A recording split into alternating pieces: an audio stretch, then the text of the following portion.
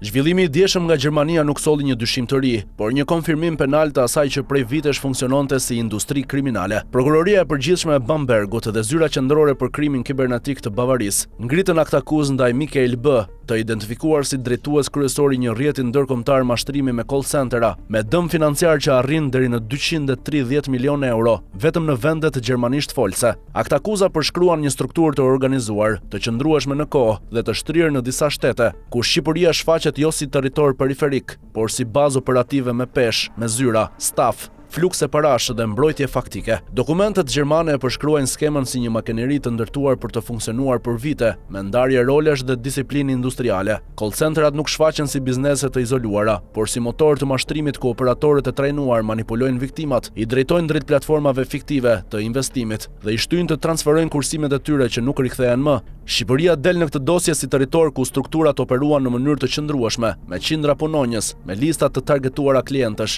dhe me skripte të ndërtuara për të shfrytzuar dobësi financiare dhe emocionale. Kjo panoramë përputhet me hetimet ndërkombëtare të mëhershme që kanë dokumentuar praninë të qendrave operative në Tiranë të lidhura me Milton Group, një emërtim që policitë europiane e përdorin për të identifikuar rrjetin, pavarësisht ndryshimit të markave dhe platformave në kohë. Në këto zyra, sipas dëshmive të brendshme, telefonatat arrinin qindra në ditë, targetoheshin shtetas të vendeve të BE-s dhe parat kanalizoheshin përmes rrjeteve pagesash të ndërlikuara, për të zhdukur më pas nga gjurma klasike bankare. Në këtë skem shfaqet si figurë Kyça Amant Josifi, i cili rezulton të ketë kontrolluar struktura call centerash në Shqipëri përmes shoqërive të regjistruara formalisht si biznese shërbimi. Roli i tij nuk kufizohet me menaxhimin teknik. Ai shfaqet si një nyje lidhse mes operacioneve në Shqipëri dhe qendrave të tjera në rajon, si dhe si figurë me akses politik që i dha këtij aktivitet mbrojtjeje dhe legitimitet për një periudhë të gjatë. Në vitin 2025, Josifi rezulton i larguar nga Shqipëria dhe i strehuar në Dubai, një jurisdiksion ku subjektet të ndjekura financiarisht gjejnë shpesh streh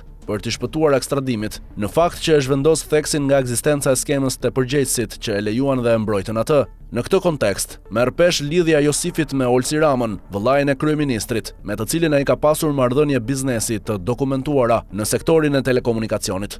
Materialet investigative ndërkombëtare dhe të dhënat korporative që e përshkruajnë Josifin si figurë operative të Milton Group në Shqipëri, ndërsa marrëdhënia e tij me Olsi Ramën ngre dyshime serioze për përdorimin e tij si prestanome dhe si mburoj politike në fazat kur ky aktivitet po konsolidohej. Këto lidhje shpjegojnë pse call centerat arritën të funksiononin hapur, me zyra të blinduara dhe staf masiv, pa u goditur deri në ndërhyrjet e koordinuara ndërkombëtare të vitit 2022. Rrjeti fast food i KFC dhe Pizza Hut si lavatrice për milionat e zeza të call centerave. Pas prodhimit të parave përmes mashtrimit, rrjeti kishte nevojë për një arkitekturë të dytë, më të heshtur, më të qëndrueshme dhe më shumë të vështirë për të goditur, pastrimin dhe riciklimin e kapitalit. Kjo fazë nuk u ndërtua në mënyrë spontane, por mbi modele të njohura të krimit financiar ndërkombëtar, ku bizneset me qarkullim të lartë cash shërbejnë si filtr legal për para që nuk kanë asnjë burim të ligjshëm. Në Shqipëri, sipas dokumenteve korporative dhe gjurmëve financiare të evidentuara në disa hetime, ky funksion përqendrohet te shoqëria Global Fast Food Albania, operatorja e rrjeteve KFC dhe Pizza Hut, dy marka ndërkombëtare që krijojnë perceptim besueshmërie, volum të lartë transaksionesh ditore dhe një perde ideale për injektimin e kapitalit kriminal. Skema funksiononte në disa nivele njëkohësisht. Paratë e përfituara nga call centerat nuk hynin drejt për drejt në sistem si transferta të mëdha që do të ngrinin alarme bankare, por fragmentoheshin dhe ridrejtoheshin përmes pagesave të vogla, shërbimeve fiktive, kontratave të marketingut, konsulencë apo furnizime,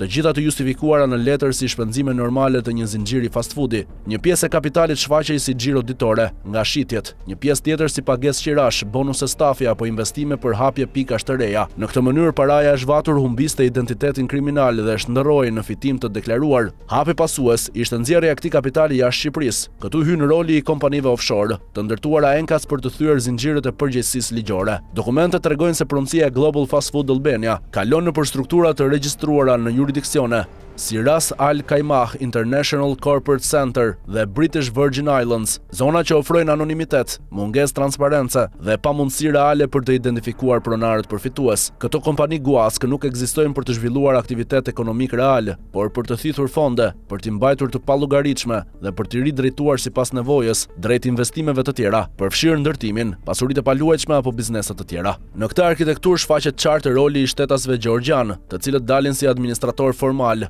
aksionar nominal dhe përfaqësues të këtyre kompanive offshore. Emra që shfaqen në dosje të ndryshme ndërkombëtare të mashtrimit që lidhen me rrjetin Milton, shfaqen edhe në dokumentacionin e strukturave që kontrollojnë fast foodin në Shqipëri. Këta individ funksionojnë si tampon ligjor, duke mbajtur në letra pronësinë dhe përgjegjësinë, ndërkohë që kontrolli real mbetet i fshehur. Ky model i përdorur gjerësisht në skema mashtrimi dhe të pastrimit të parave në Evropën lindore dhe Kaukaz garanton që edhe nëse një hallk goditet, zinxhiri të mos shembet. Pastrimi i parave nuk ndalej te ushqimi i shpejt. Fast foodi shërbente si fazë tranzitore. Nga ky kapital kalonte në kompani ndërtimi, shoqëri shërbimesh apo investime të tjera që krijojnë pasuri afatgjata.